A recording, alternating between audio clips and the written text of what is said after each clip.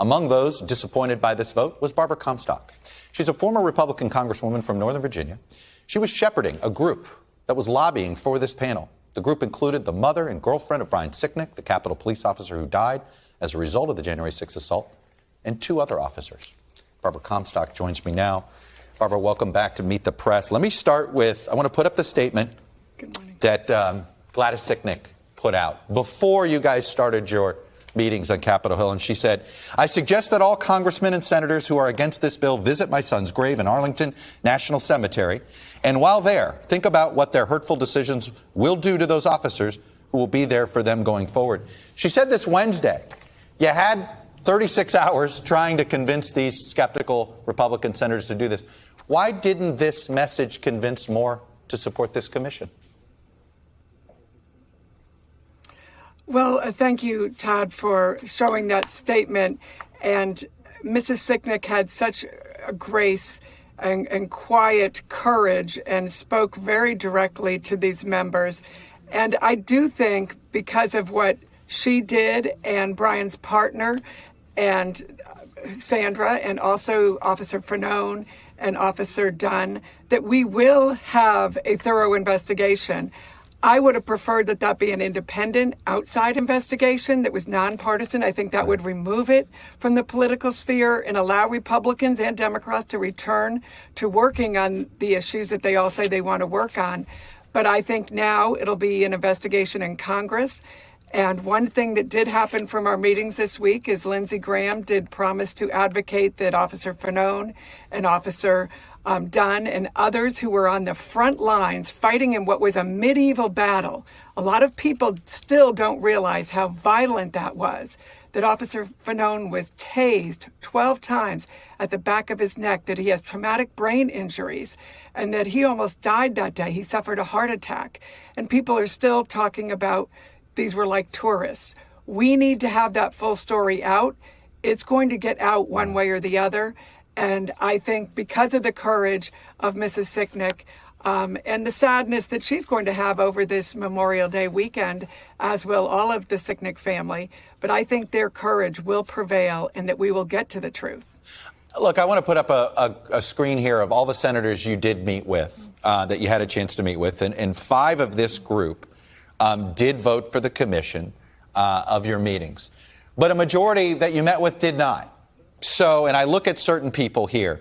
Let's go to James Lankford. This is somebody I think you and I both know him well. I have no doubt he's somebody torn on this.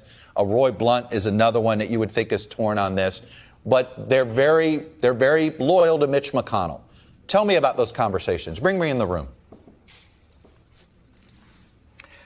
Well, certainly all of the senators, you know, many of them did acknowledge that what many Republicans have not acknowledged, which is that this was a violent, assault on the Capitol that can never happen again, and that it does need to be thoroughly investigated. They didn't seem to think that this was the answer. And that's why I say, this will still be investigated, because subpoenas will get the facts. We'll find out who organized that mob, how it was orchestrated, who directed them down to the Capitol to assault the Capitol. So, and we also, you did show who we met with and who voted for it. Senator Sass also had communicated with us, and he also supported it, as did Senator Toomey, who we met with, indicated he would have supported it had he been present. So I am still optimistic that I know the truth will come out. You know from decades past that I have worked on investigations, and when people try and hold these things back, it always comes out in the end. That's why I think both for the country as well as for Republicans, it would be better to do it sooner rather than later.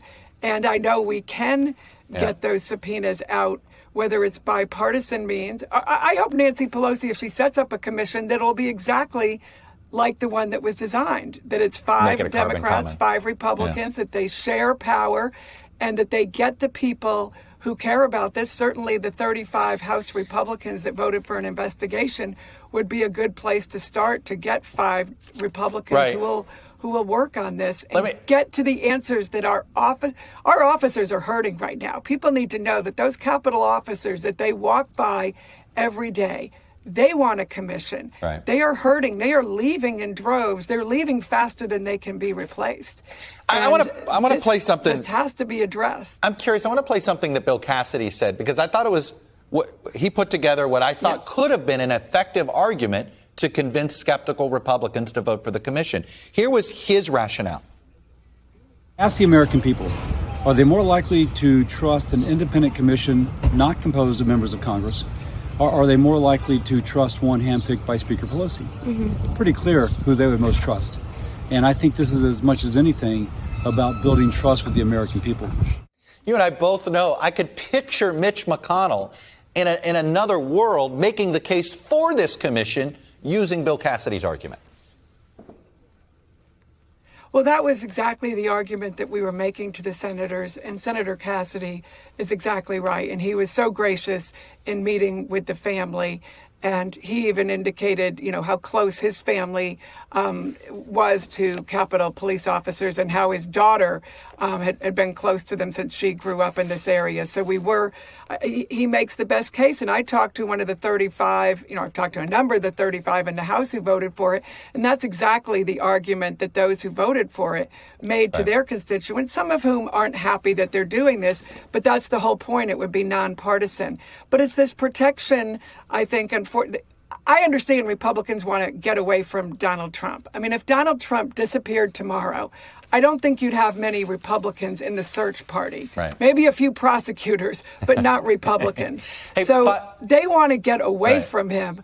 But the problem is he's not going to go away.